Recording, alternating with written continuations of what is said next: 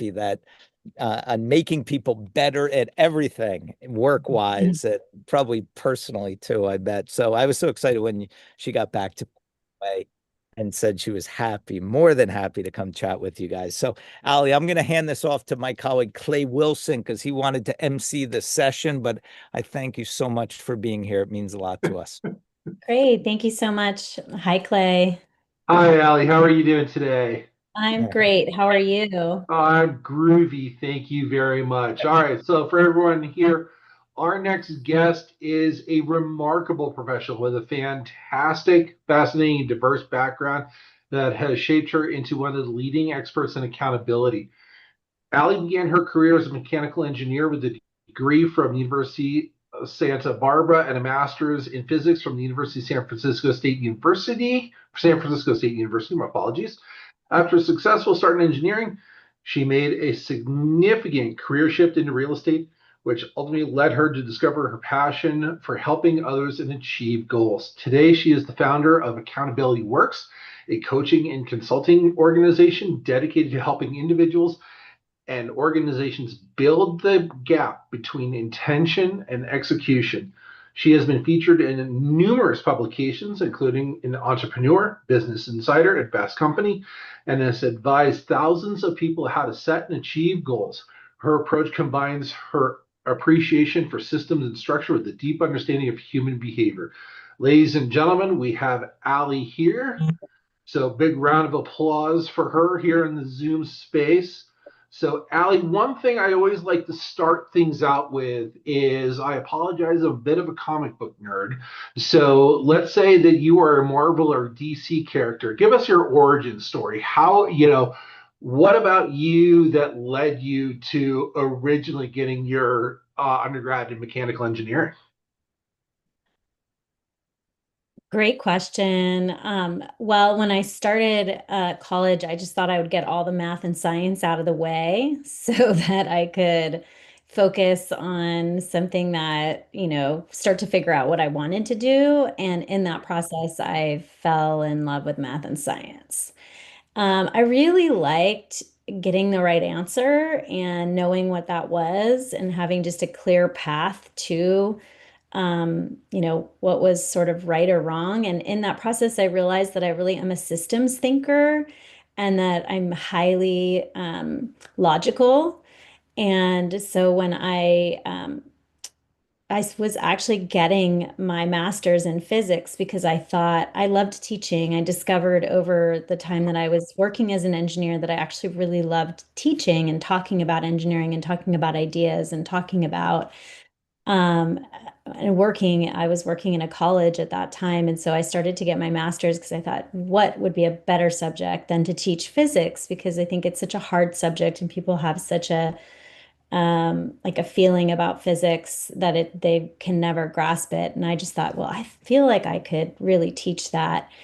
And in the midst of getting that degree, I had this sort of life-changing moment.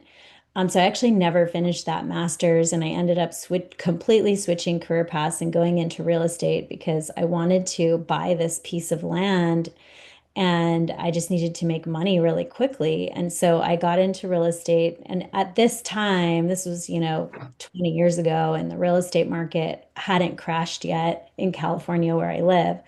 And um, I ended up realizing that there was no like really clear way to operate in real estate.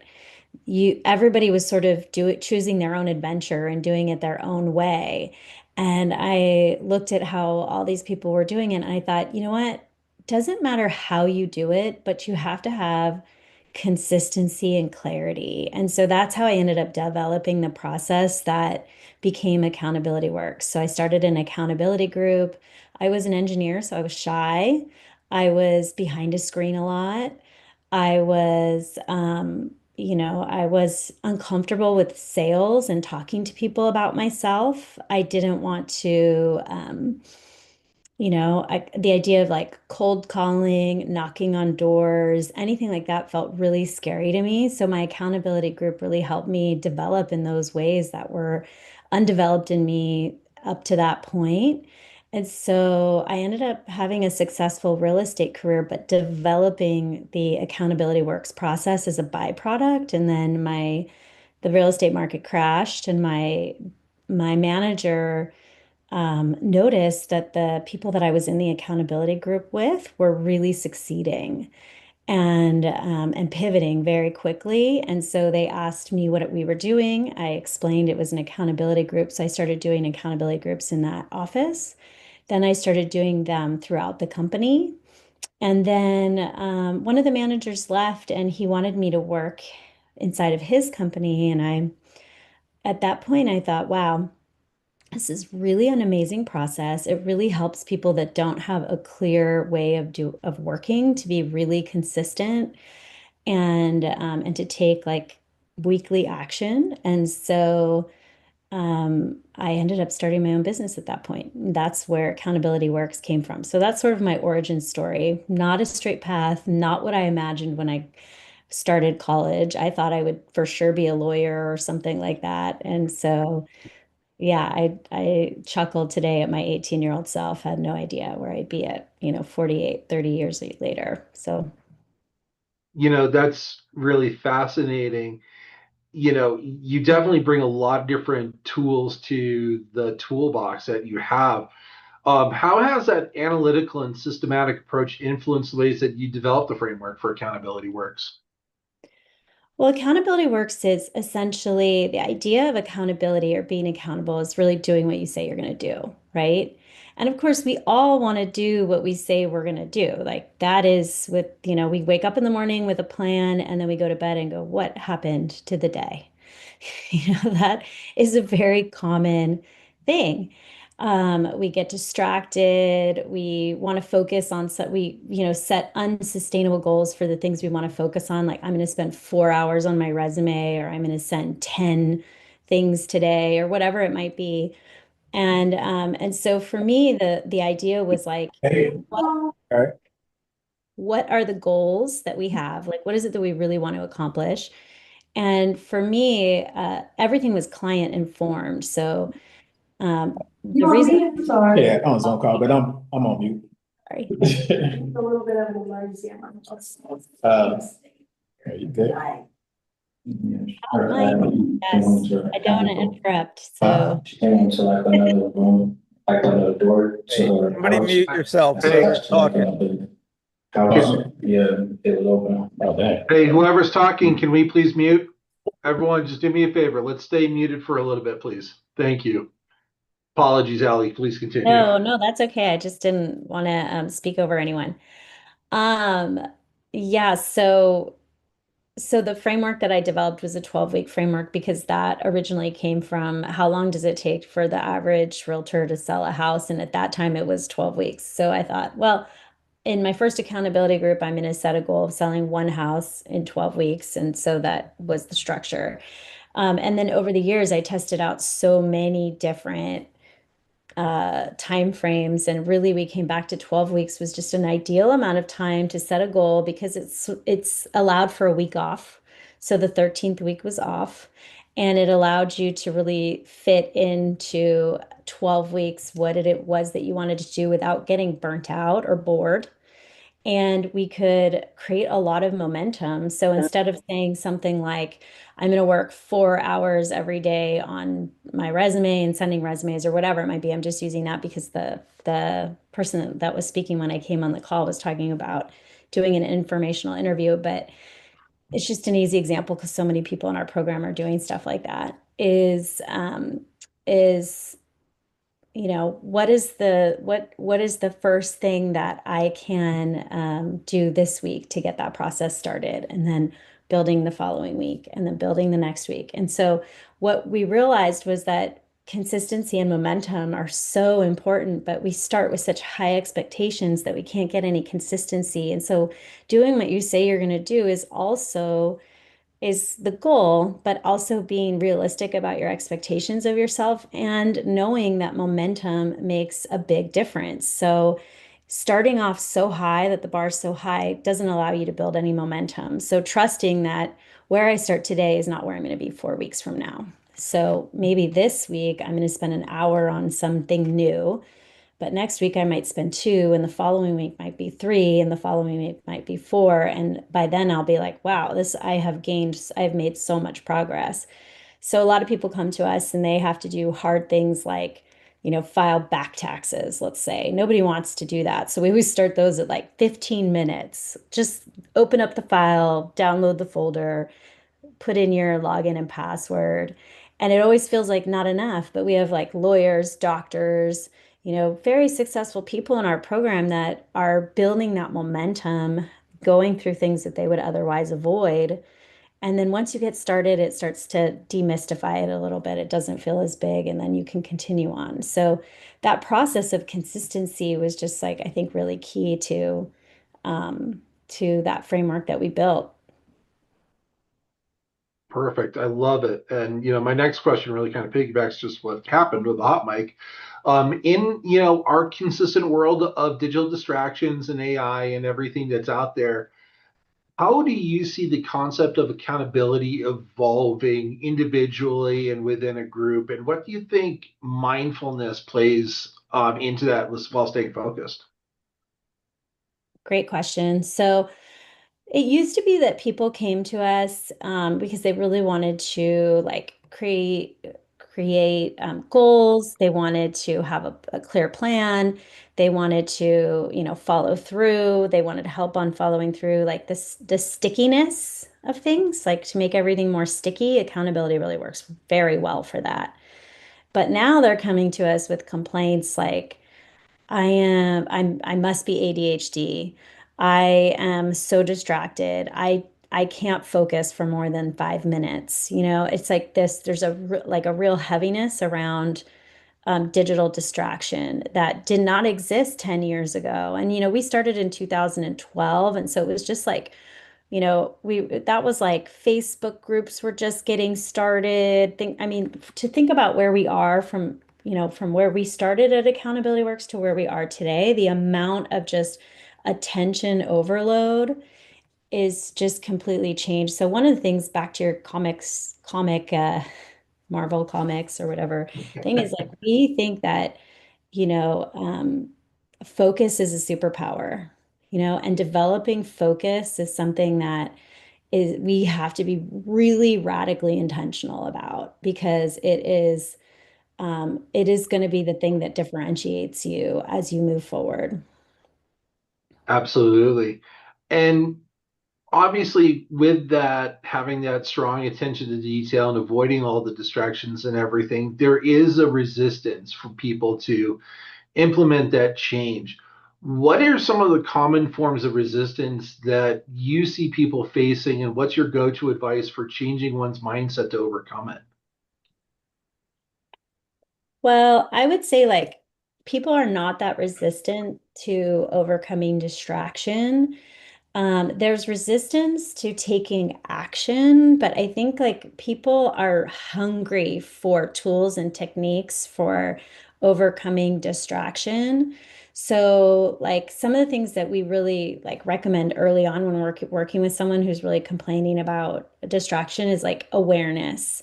Where are you spending your time? So, some of the tools that we employ are like what are your what are you getting notifications on in your phone and your computer? How much time are you spending on screens a day? Are you aware of how much, what's your screen time on your phone? Do you go into the settings and check that? What are the apps that are the most distracting to you? And are you willing to remove them from your phone or put time limits or app limits on them? Um, if you have certain things that you are distractions, but you're unwilling to give them up so that you do have resistance, like let's say you like to binge Netflix or you like to play video games, like what is acceptable to you in terms of how much time you want to spend on that, and what's your yes look like for that?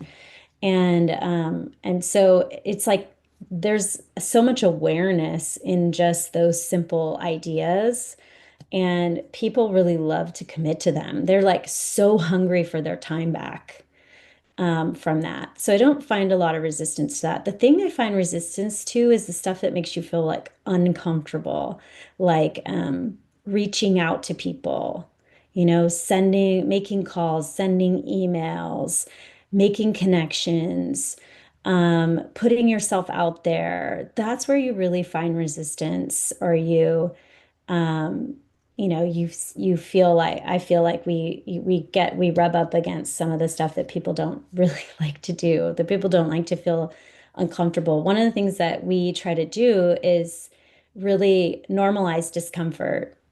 Like, it's totally normal. That's uncomfortable. We believe, what uncomfortable thing did you do this week? So we talk a lot about it. Like, what is something that you did that put you outside your comfort zone? And so every week people are coming in and telling us, okay, this is the thing I did this week that was really uncomfortable. And so that we all know that we all feel it, and that none of us is like total. I mean, of course, there's always the people that are totally comfortable doing the thing you're uncomfortable with. We all have different points of discomfort, but kind of normalizing discomfort as part of the process of growth and accomplishing your goals, I think makes that resistance easier to go into, because you realize it's not supposed to be easy. These are your goals. If they weren't, like, your goals are not somebody else's goals, like whatever that might be. Get your next job, meet your next person, reach your next health goal, pay off debt, whatever. Those are your goals because they're your growth points, and if it was easy for you, it wouldn't be a goal. And so the action piece is the resistance, where the resistance is. I think the distraction piece is more of a like stop doing. And stop doing is easier than starting something new. I love it. And one thing that I want to recommend to everyone here is if you want to pick up an interesting book about growing yourself and being in an uncomfortable space, one of my team leaders when I was in Third Special Forces Group, Jason Van Camp, he runs Warrior Rising. He wrote a book called Deliberately Discomfort. Highly recommend that 1000%. And I remember being in Africa when we started building the framework for that book. Now, we have a lot of transitioning military members here based on your interactions with people who are transitioning out of the military, coming from the highly structured environment that we were in to the civilian workforce.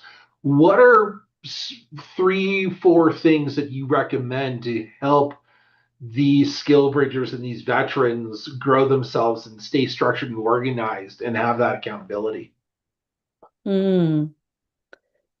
I think, one of my favorite clients that I worked with, Darren Hicks, he was like ex Navy SEAL, and he was Yep. really, really an interesting person, because you're like, oh, you're a Navy SEAL, you don't need accountability, you're like got it dialed in.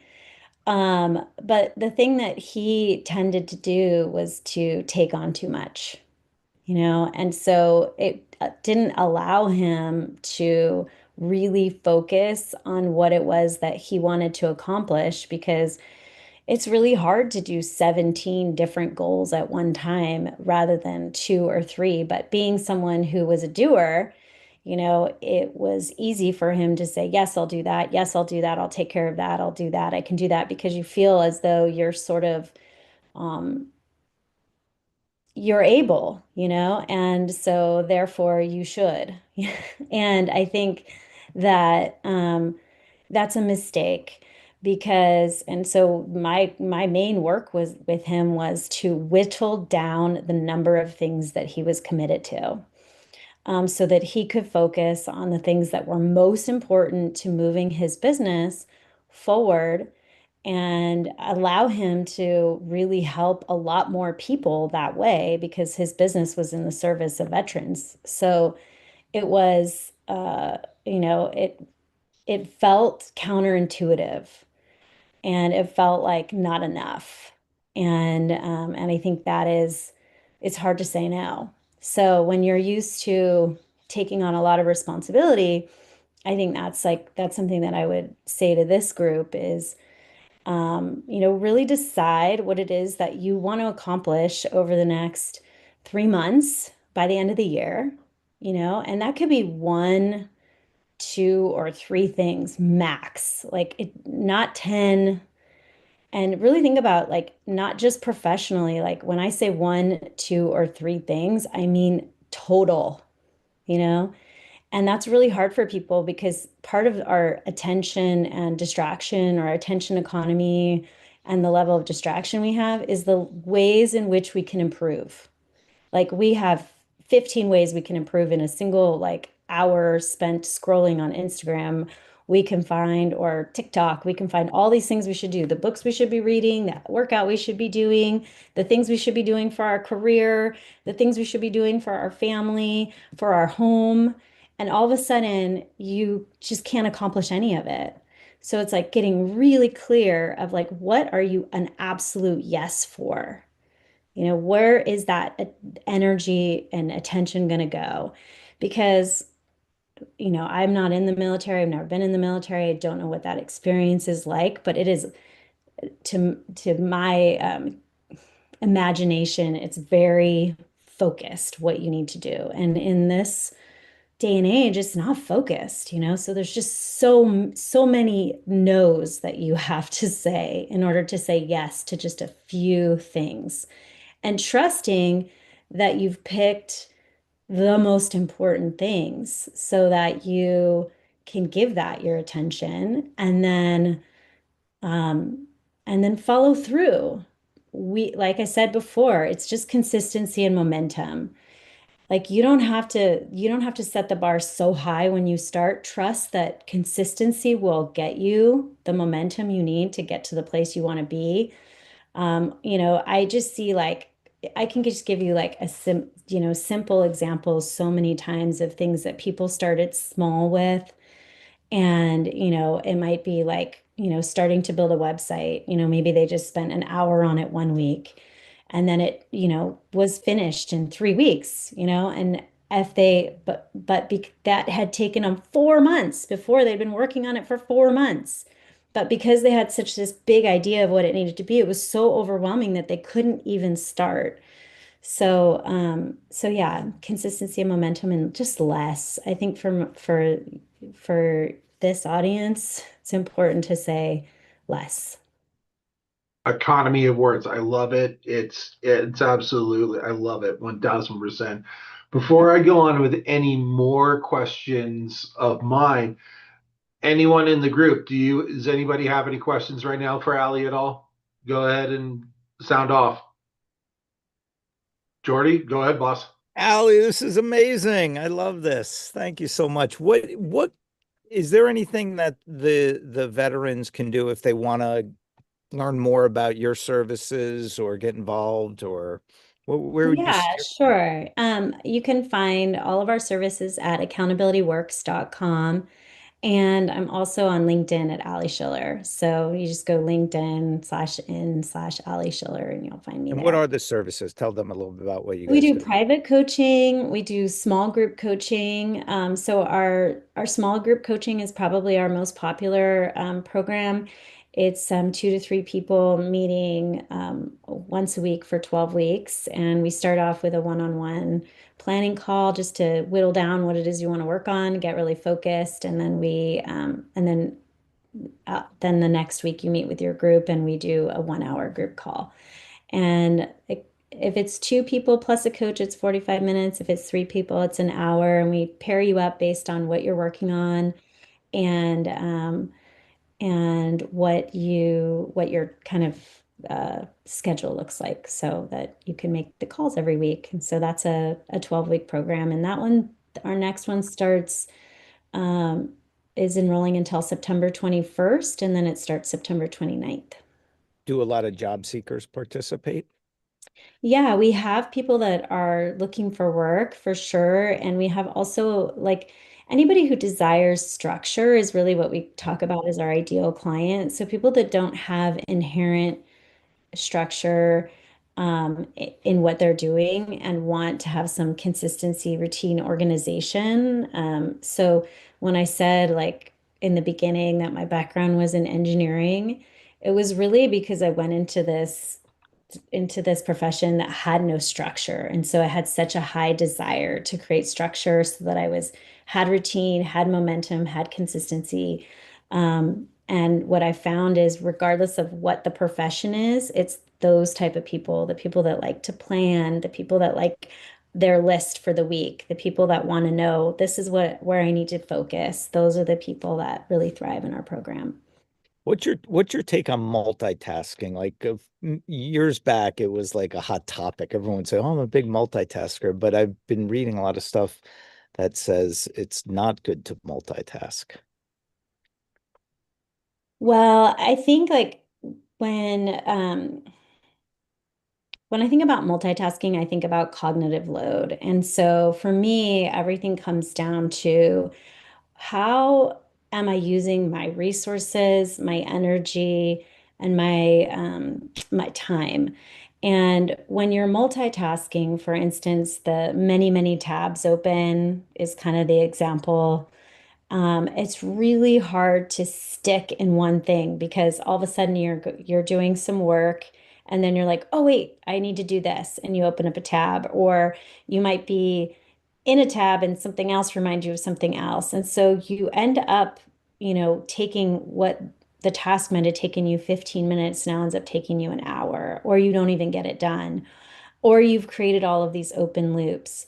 And I think that when you have an open loop, something that, you didn't finish, it just takes more cognitive load. And so then you start to, lessen your resources for the things that you really want to focus on. So I'm not a fan of multitasking, but I'm a parent and I'm a business owner, and I think it's a reality of life. And I think it's one of the things that what I try to do for my own self and when I'm advising my clients is what are your carved out times for doing the work that you want to do? And then when they're not in that carved out time, you have a different set of behaviors. But when you're in that carved out time, so for me, one of the techniques that's worked the best is to set a timer.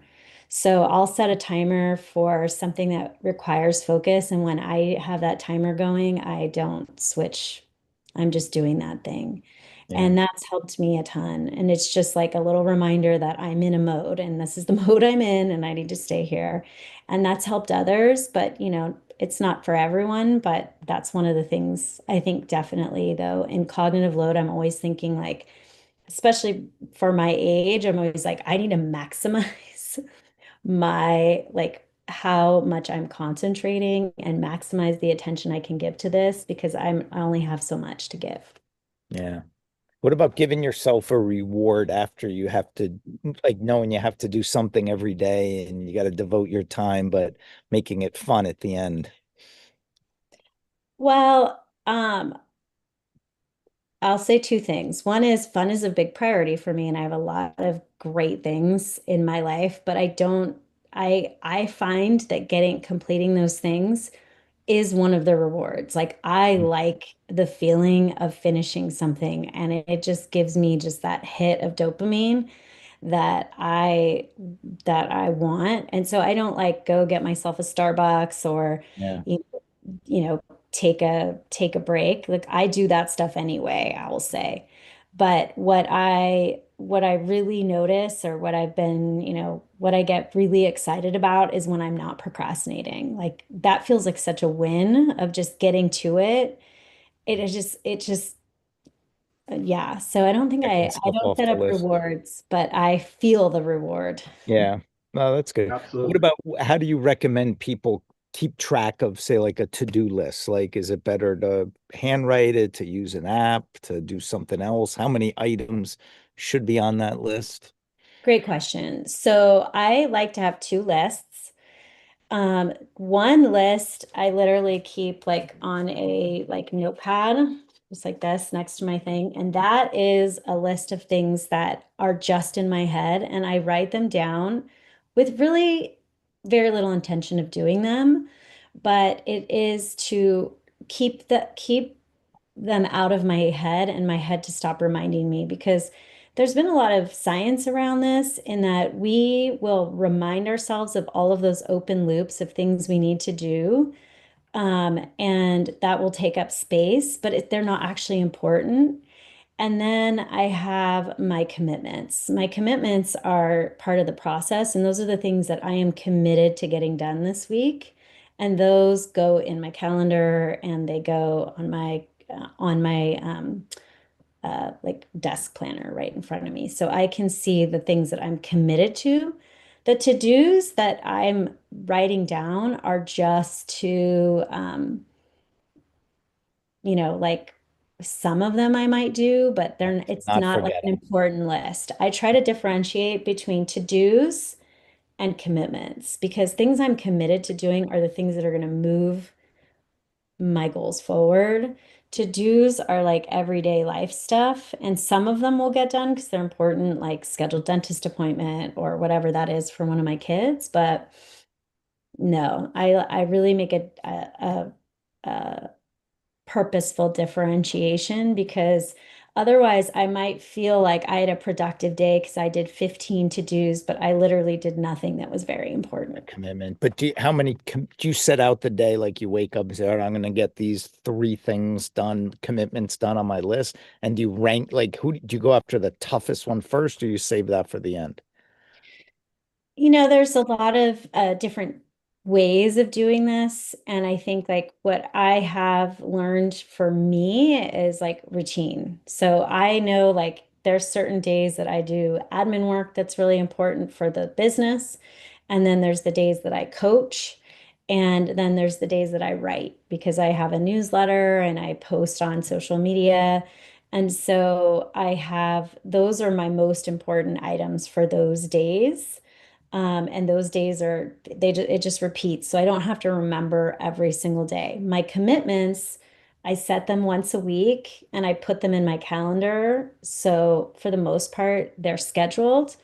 But if I have to move them, I will.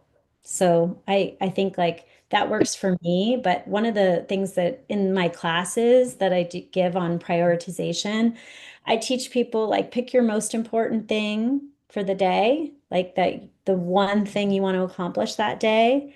And I used to do that. That is actually what created the schedule that I have now from is like, okay, if I don't write on Tuesday, like I can't get everything out I'm a week ahead. So then everything goes out on a Thursday or a Friday. So if I don't write on Tuesday the prior week, then I'm behind getting that to my VA, et cetera, et cetera. Will you attack though the harder things, the more important commitment first, or like go set the dentist appointment first and get it out of the way so you get a win? So I try to do it according to energy. So I work out in the morning, and so when I sit down at my desk, I have the highest energy level, right?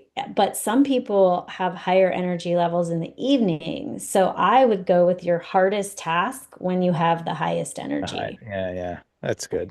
Some people are morning people, some people are night people. Yeah, yeah. And so some people like I used to always say, well, you got to be a morning person and maybe because you're military, you guys all got and women got um, you know, uh socialized to early mornings, but I've always been a morning person. So if I have to do something that requires my brain at 3 p.m., it's not happening at the same level. So yeah, Can I you, really can you think about talk a that. little bit about like how important exercise is to you and having that outlet? That's a really good question. So we have in our program this section called Personal Foundation, and again, it came from the clients. And so essentially in the beginning we were helping people with their professional goals. And then we started having this sort of bucket of habits, and it was called Healthy Habits. And this was again client driven because they loved having accountability, and so they wanted accountability around their habits. And so we had these healthy habits, and it could be exercise, journaling, meditation, anything. But then over time, we realized that people were using that for things that were not related to health. So over time, we just plugged all of that into a computer program to figure out what it was that people were doing. And we ended up categorizing them into connection, um, energy, and resilience or stress management. And we now this is a very fundamental and probably people's favorite part of our program because this is where they make commitments that are not goal oriented. So the goals are like, get a job, or send however many resumes per week might be the actions under that.